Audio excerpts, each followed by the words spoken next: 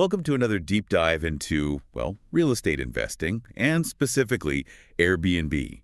Today we're heading to the beautiful island of Koh Samui in Thailand. Ah, Koh Samui. Sounds like paradise. It is, from what I hear, but like with any investment, paradise comes with its own set of questions, right? We're going to figure out if one particular area, Chaweng, lives up to the hype. Okay, Chaweng, I'm ready to deep dive. Where are we getting our intel from today? Straight from the source. The company called Ocean Worldwide, they've got this article, Is Chaweng a Good Area for Airbnb Investment? Gets right to the point. So are these folks, like, experts in the Koh Samui scene? Oh, big time. They're all about luxury properties in Phuket. Phuket. Wait, is it Phuket or? Nope, got to get it right. It's Phuket, emphasis on the Phu. Yeah. Ocean Worldwide, they've been doing their thing there and in Koh Samui since 2004. So yeah, pretty seasoned. Okay, so we're talking luxury long-time players. This is promising. What else do we know about them? Well, the author of the article, Sandra O'Neill, she's actually the director of the whole operation at Ocean Worldwide.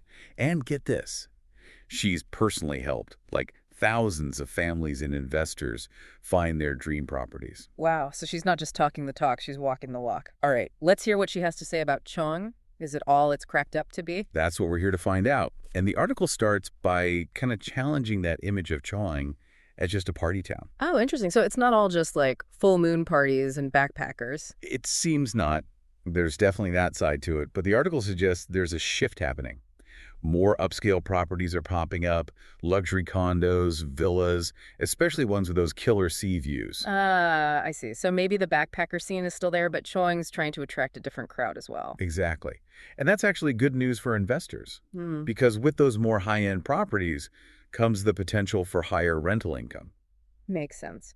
So what are we thinking? Are those older, more budget-friendly apartments losing their appeal? That seems to be the trend. The article suggests that those older apartments are facing less demand.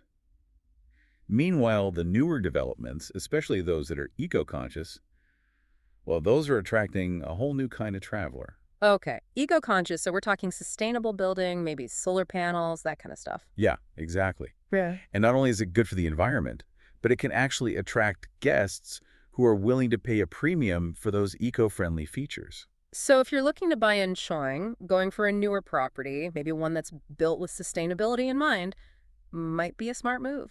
It seems that way. Yeah. But of course, before we get too excited about buying properties, we need to talk about the actual rental demand. Is Chaweng a year-round destination, or is it more seasonal? Right, because if you can only rent your place for a few months out of the year, that obviously affects your potential income. Absolutely. And that's where things get a bit, well, tricky. Chaweng is definitely seasonal. The peak season is from December to March, when the weather is beautiful. Makes sense. It's a tropical island, right? You're going to have those rainy seasons. Exactly. And during those rainy months, things quiet down significantly in Chaweng. So you might have a great income stream during peak season, but those quieter months could eat into your profits if you're not careful. Got it. So you really need to be aware of that seasonality and factor it into your calculations. And speaking of calculations, have they given any, like, real numbers? Like, what kind of returns are people actually seeing on their Chaweng Airbnbs? They do mention that, yeah. Some investors are seeing returns of around 6 to 8%, sometimes even higher, which sounds pretty attractive, right? It does. But before we all pack our bags and head to Koh Samui, let's keep in mind that those returns are probably during peak season, right? And that they might fluctuate quite a bit depending on the time of year. You're absolutely right. And that's something the article emphasizes. You can't just focus on those peak season numbers. You need to understand the whole picture. What are the occupancy rates like during the shoulder seasons and the low season? What are your expenses going to be year-round? These are all things you need to factor in. Makes sense. And one other thing that keeps coming back to me is the idea of knowing your target guest. I mean, Chaweng seems to be attracting a more diverse crowd these days, right? Not just the party people. Exactly. And that's crucial for Airbnb owners. Are you going after families who want a spacious villa with a private pool?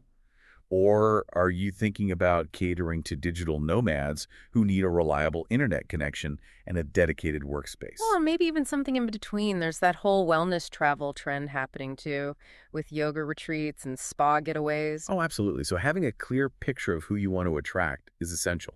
It will shape everything from the type of property you buy to how you furnish and market your Airbnb. So, are they saying that Chaweng has something for everyone? Or is it more about finding the right niche within Chaweng? I think it's more about the latter. The article really emphasizes the importance of understanding the different niches within Chaweng and finding the one that aligns with your investment strategy. And speaking of strategy, the article also dives into the future of Chaweng. What's the outlook for the island in the long term? Okay, I'm curious. What are they predicting?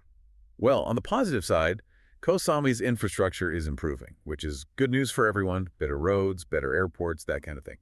And that's attracting wealthier tourists, which is potentially great for luxury rentals. So the island is leveling up, and that could mean higher rental income for Airbnb owners. Sounds promising. But I'm guessing there are some caveats, right? It can't all be sunshine and rainbows. You know it. The article does point out some potential challenges. First of all, competition is heating up. Hmm. Other areas of Koh Samui are also upping their game, trying to attract those same tourists. So Chaweng isn't the only player in town anymore. Right, so you need to be aware of what's happening in other parts of the island. What kind of properties are being developed, what kind of experiences are being offered. It's all about staying ahead of the curve. Exactly. And then there's the always present wild card, government regulations. Ah, yes. Those can throw a wrench into any investment plan. Definitely. Thailand has specific rules about foreign ownership and rentals, and those rules can change. So it's essential to stay informed and make sure you're in compliance. So even in paradise, there are risks to consider. It's not just about finding a beautiful beach and calling it a day. You need to do your due diligence and understand the legal and financial landscape. Couldn't have said it better myself. Yeah. Okay, so we've talked about the potential downsides of investing in Chaweng, but the article also challenges a common misconception about the area. Oh, let me guess. That it's all about partying and nightlife. Because we kind of touched on that earlier, but I'm curious to hear more. You nailed it. That image of Chaweng as just a party town is pretty pervasive, but the article argues that it's becoming much more diverse. Like, in what way? Well, for starters, the culinary scene is exploding. There's everything from authentic Thai street food to world-class international restaurants. Now we're talking. I'm a foodie, so that definitely piques my interest. And it's not just about food. There are also plenty of shopping options, cultural attractions like temples and festivals, even cooking classes where you can learn to make your own delicious Thai dishes. So Chaweng is becoming more well-rounded, offering a wider range of experiences for different types of tourists. Exactly. And that's good news for Airbnb owners because it means you can potentially attract a broader range of guests. It's not just about catering to the party crowd anymore. Okay, so let's say you've decided Chaweng is the right spot for you. You've got your target guest in mind, and you're ready to invest. What kind of returns are we talking about? Because we touched on that earlier, but I'm curious to hear more specifics. Well, the article mentions that some investors are seeing a 6–8% return on their Chaweng Airbnbs. 6 to 8%, that's not bad. But is that the average? Or are there some properties doing even better? It seems like the average is probably somewhere in that range. But the article wisely points out that those numbers can vary wildly, depending on several factors. The type of property you have, its location, the amenities you offer, how well you market it, all these things play a role. So it's not just about picking any random property in Chaweng and expecting a guaranteed return. You need to do your research, understand the market, and choose your investment wisely. Absolutely. And the article actually does a really interesting thing to highlight this point. It compares Chaweng to other areas of Koh Samui, each with its own unique appeal and investment potential. I was just going to ask about that. We talked about Beaufort, Lamai, and Minam earlier. How do they compare to Chaweng in terms of investment opportunities? Okay, let's break it down. Beaufort is often described as the quieter, more laid-back alternative to Chaweng.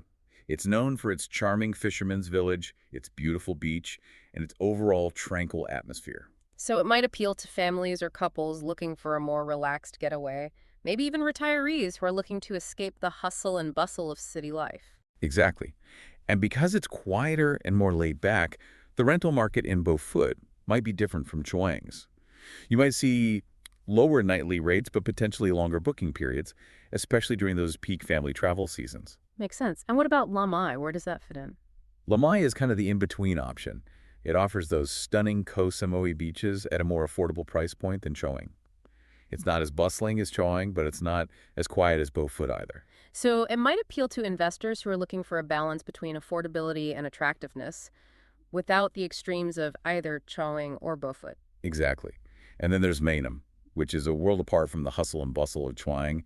It's all about peace and quiet with a focus on wellness and nature. So if you're picturing yoga retreats, spa resorts, and eco-conscious accommodations, Maina might be the perfect fit.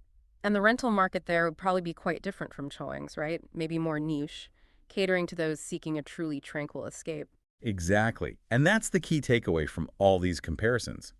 There's no one-size-fits-all answer. The best location for your Airbnb investment depends entirely on your goals, your target market, and your comfort level with risk. I see. So it's not just about finding the place with the highest potential in turns. It's about finding the place that aligns with your vision and your investment strategy. Absolutely. And that's why this article from Ocean Worldwide is so valuable. It doesn't just give you the raw data. It encourages you to think critically about your investment and to consider the bigger picture. Okay, I'm starting to get the sense that there's a lot more to investing in Koh Samui than just picking a spot on the map and hoping for the best. You're absolutely right. It's about doing your research, understanding the market, and making informed decisions. Speaking of informed decisions, the article doesn't shy away from the challenges of investing in Chaweng. Oh, right. We talked about competition and regulations earlier, but I'm guessing there's more to it than that. Definitely. One of the biggest challenges is seasonality, which we touched on before.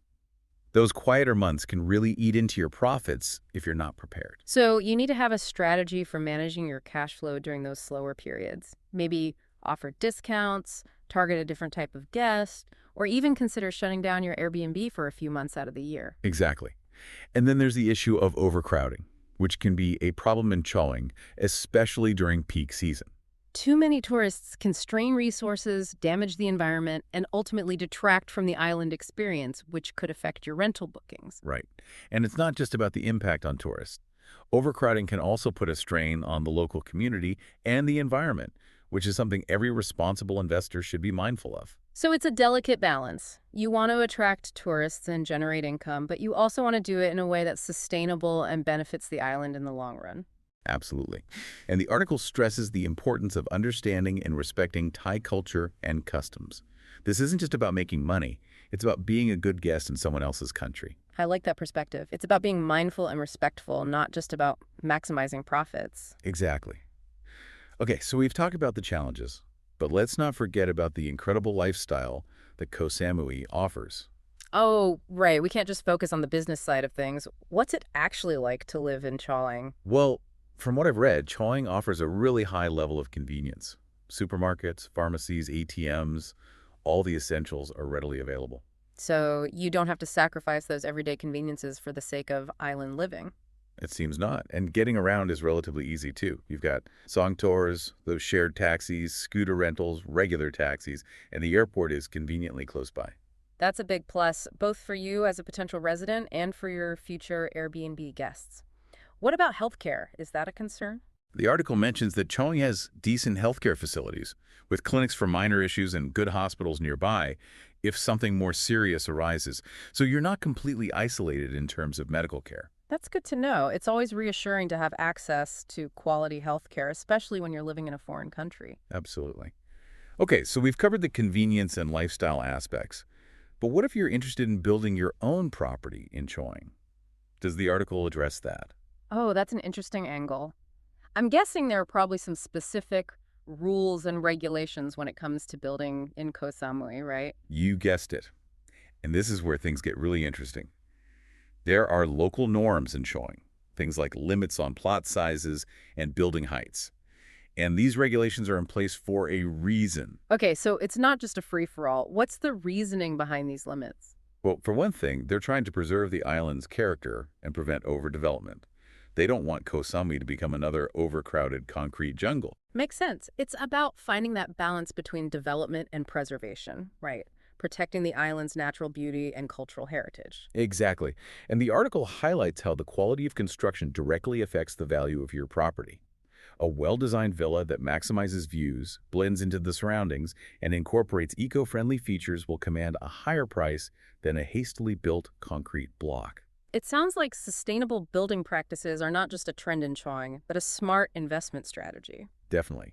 Buyers and renters are increasingly seeking out properties that align with their values, and sustainability is high on the list. Plus, eco-friendly features can often reduce your operating costs in the long run, saving you money on things like energy and water. So it's a win-win. You're appealing to a growing market segment and potentially saving money at the same time. Okay. I'm convinced. Building with sustainability in mind is the way to go. But let's dive into the specifics of the Airbnb market in Chaweng. What does the article tell us about occupancy rates and rental prices? Because those are the numbers that really matter at the end of the day. They do.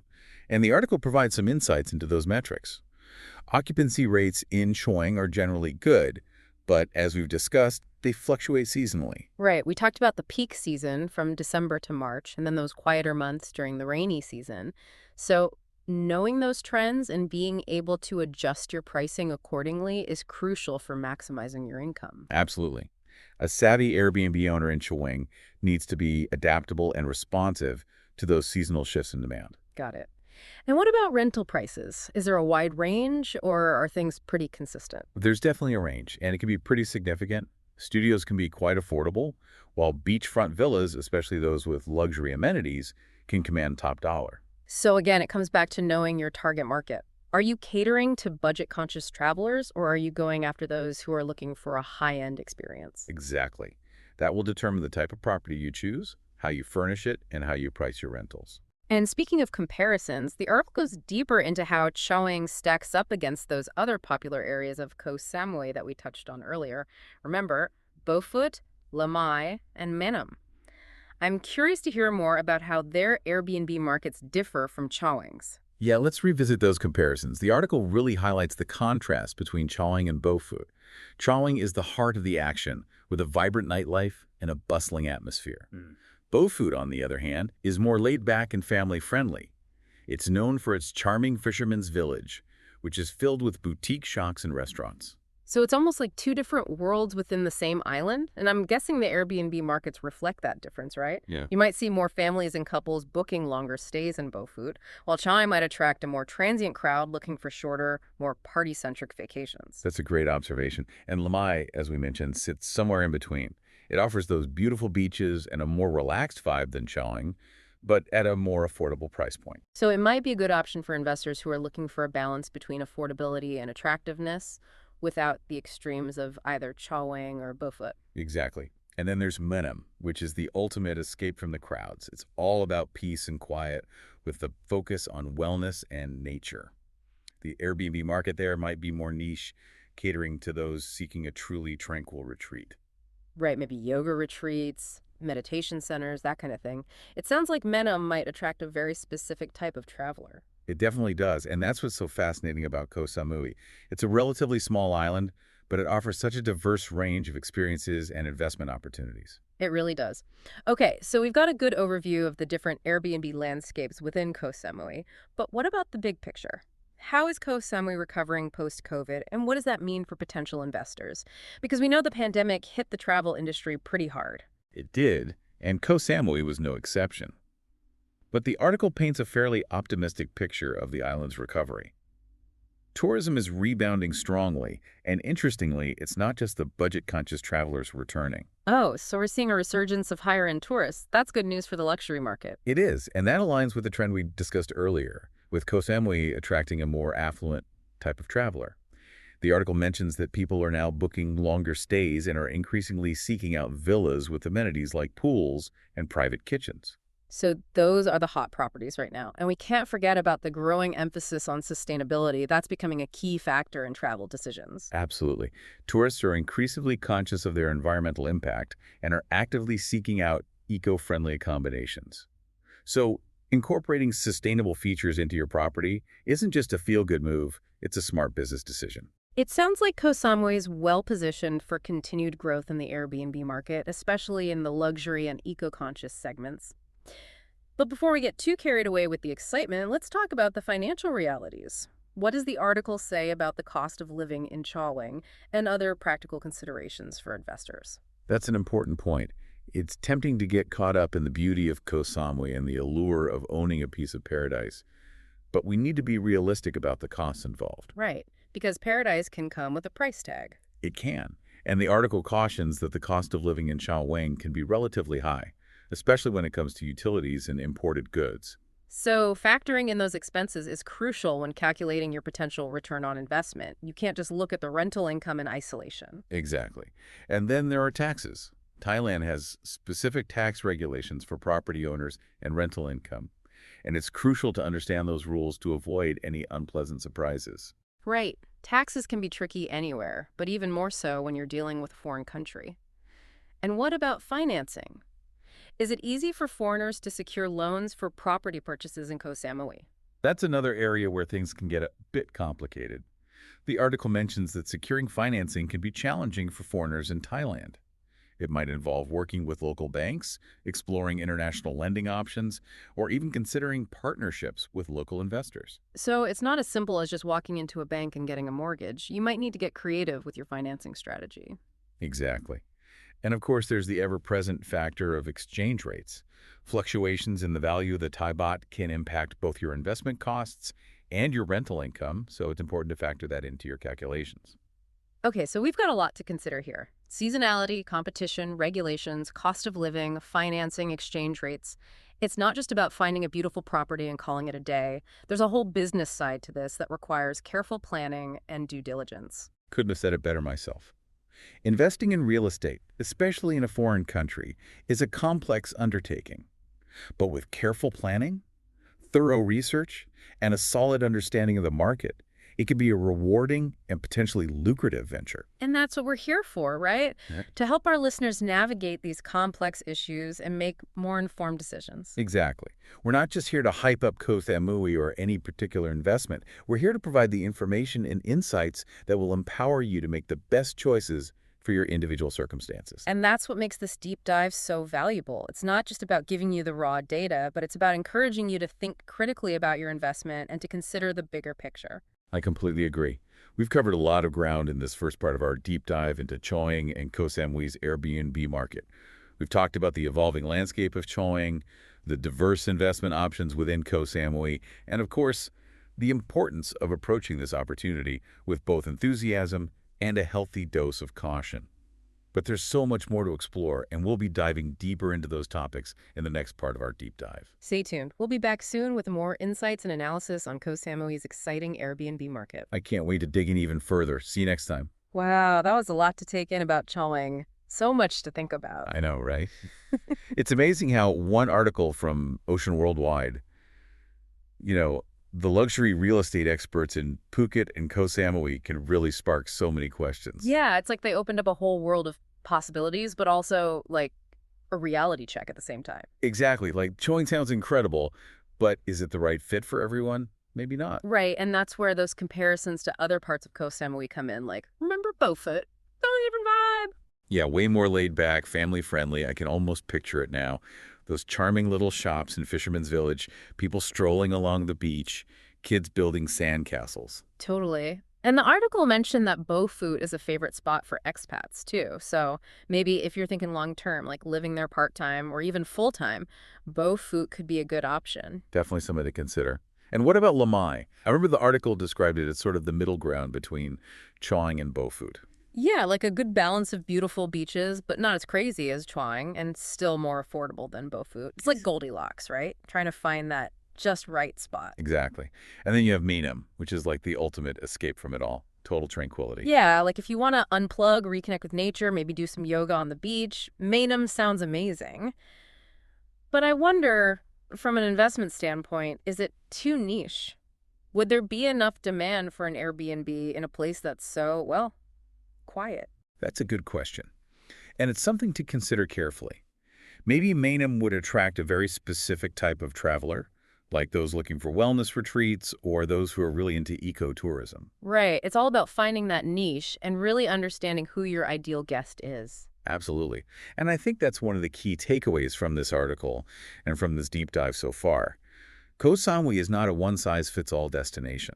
There's so much diversity within the island, and that's what makes it so exciting, both for travelers and for investors. Totally agree. And it's making me realize that just looking at a map of Koh Samui isn't enough. You need to really dig deep, understand the different areas, the different vibes, the different types of properties available. Exactly.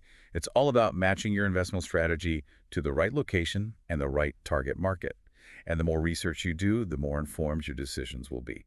So where do we go from here? We've talked about all these different areas of Koh Samui, but what about the bigger picture? What's the overall outlook for the island, especially in a post-COVID world? Well, the article from Ocean Worldwide actually touched on that. And from what they're seeing, Koh Samui is bouncing back quite nicely. Tourism is rebounding strongly, and it seems like the island is attracting a new type of traveler.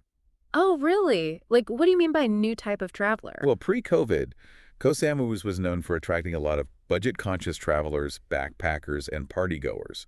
But now it seems like there's a growing demand for higher-end experiences, longer stays, and more sustainable travel options.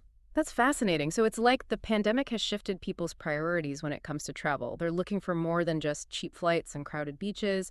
They're willing to spend more for quality, for unique experiences, for a deeper connection with the place they're visiting. Exactly. And that's a really exciting opportunity for Airbnb owners in Koh Samui. It means you can potentially tap into this new market by offering properties that are luxurious, eco-conscious, and cater to those seeking a more authentic and immersive travel experience. It's almost like a whole new chapter is opening up for Koh Samui's tourism industry. And for investors, it's a chance to be a part of that evolution, to create something truly special, and to contribute to a more sustainable and responsible form of tourism. I love that perspective. It's not just about making money. It's about being a part of something bigger, something that has a positive impact on the island and its communities. But of course, with every opportunity comes a set of challenges. And the article from Ocean Worldwide doesn't shy away from those. Right, we talked about seasonality and competition, but what other challenges do they highlight? Well, one of the biggest ones is over-tourism. Koh Samui is a small island with limited resources, and too many tourists can put a strain on those resources, damage the environment, and ultimately detract from the island experience. Makes sense. It's that delicate balance between economic growth and environmental protection. How do you attract enough tourists to support the local economy without overwhelming the island and its resources? Exactly. And that's a question that every responsible investor needs to consider. It's not just about maximizing your profits. It's about finding a way to operate sustainably and ethically to be a good steward of the island and its communities. I think that's such an important point, and it really ties into what we were talking about earlier about finding that balance between profit and purpose. Right? Because at the end of the day, the most successful and fulfilling investments are those that align with our values and contribute to something larger than ourselves. I couldn't agree more. So as we wrap up this part of our deep dive, I think it's worth asking ourselves, how can we, as potential investors in Koh Samui, be a part of the solution rather than the problem? How can we create businesses that not only generate income, but also benefit the island and its people in the long run? Those are great questions to ponder. And I think they're a perfect segue into the next part of our deep dive, where we'll explore some specific strategies for sustainable and ethical investing in Koh Samui. It's a great challenge, isn't it? Finding that balance between making a profit and making a positive impact. And I think it's something that's top of mind for a lot of investors these days, especially in the travel industry. Absolutely. People are becoming much more aware of the impact their travel choices have on the world.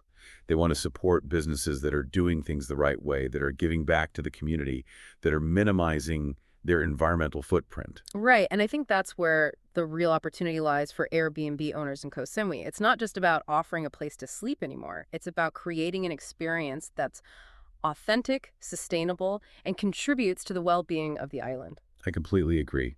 So if you wrap up this deep dive into Chaweng and Koh Samui's Airbnb market, what are some key takeaways you think our listeners should walk away with? Well, I think the biggest takeaway is that Koh Samui is a truly unique and diverse island with a range of investment opportunities. It's not just about Chaweng. There's Bofut, Lamai, Menam, each with its own distinct character and appeal. So don't just jump on the first property that catches your eye.